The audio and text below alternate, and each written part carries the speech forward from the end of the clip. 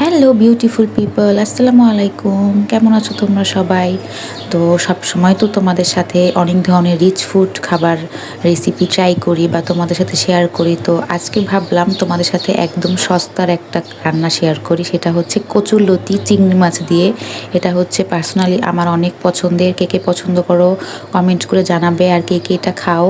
তো ফার্স্টে আমি কচুলতিটা একদম কুটে ধুয়ে পরিষ্কার করে নিয়ে তারপর বেশি করে তেল দিয়ে চিংড়ি মাছ দিয়ে দিলাম। তার মধ্যে আমি একটু লবণ, হলুদের গুঁড়া, একটু মরিচের গুঁড়া দিয়ে একটু ভাজা ভাজা করে নেব চিংড়ি মাছটা, জাস্ট ফর ফ্লেভার। আর চিংড়ি মাছটা একটু ভেজে নিলে খেতে ভালো লাগে আর কি। তারপরে আমি যখন চিংড়ি মাছটা ভাজা ভাজা হয়ে যাবে, তার মধ্যে একটু বেশি করে পেঁয়াজ বাটা আর হচ্ছে একটু বেশি করে রসুন বাটা দিতে হবে।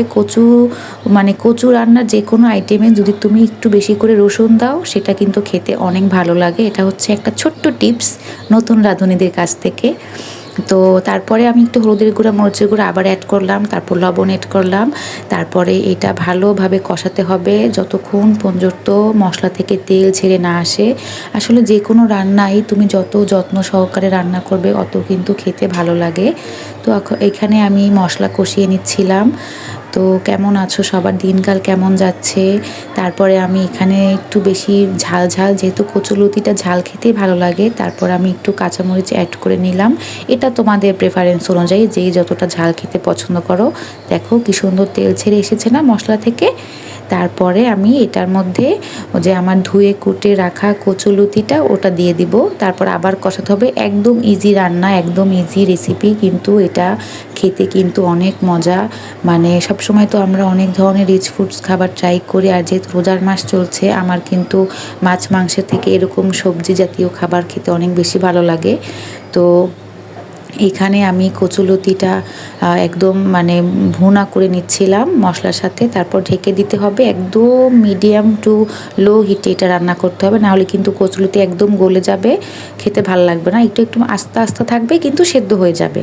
তারপরে আমি সরা উঠিয়ে দেখলাম যে কচুলতি অলমোস্ট হয়ে এসেছে। আর দেখো কি সুন্দর তেল ছেড়ে এসেছে না। কচুলতিতে কিন্তু একটু তেল বেশি দিতে হয়, তাহলে খেতে ভালো লাগে। তারপর একদম যখন কড়াইতে লেগে লেগে আসবে, তারপরে ভাববে যে কচুলতিটা হয়ে গেছে। একদম কিন্তু নরম থাকবে কিন্তু ভাঙবে না, ঠিক আছে?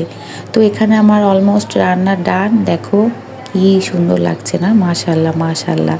আমার ভাবতেই অবাক লাগে যে আমি এখন এত কিছু রান্না করতে পারি। Thank you.